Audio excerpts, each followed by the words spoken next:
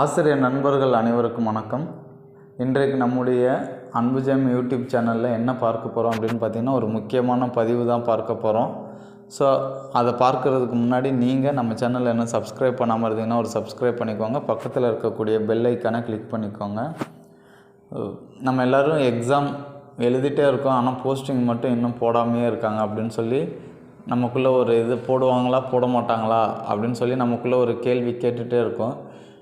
அது மட்டும் இல்லாமல் எக்ஸாம் ப்ரிப்பேர் பண்ணுறவங்களுக்கே இந்த நிலைமைனா, எக்ஸாம் வெரிஃபிகேஷன்லாம் முடிச்சுட்டு ஸோ இன்னும் ஜாப்புக்கு போகாமல் இருக்கவங்களுக்கு அதை விட மன உளைச்சலுக்கு அதிகமாக இருப்போம்.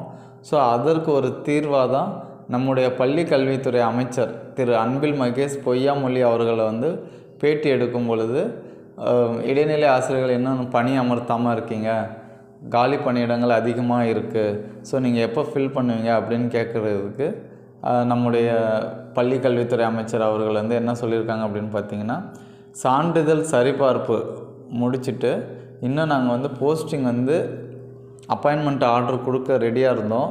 ஸோ நான் டீச்சிங் ஸ்டாஃப்ஸ் அவங்க என்ன பண்ணிட்டாங்கன்னா, திடீர்னு கோர்ட்டுக்கு போயிட்டாங்க.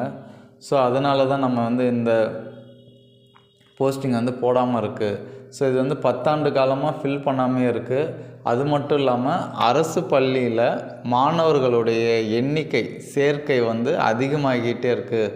ஸோ கண்டிப்பாக மாணவர்களுடைய கல்வித்தரம் உயர்த்தணும் அப்படின்னா ஆசிரியர்களை பணி அமர்த்தியே ஆகணும்.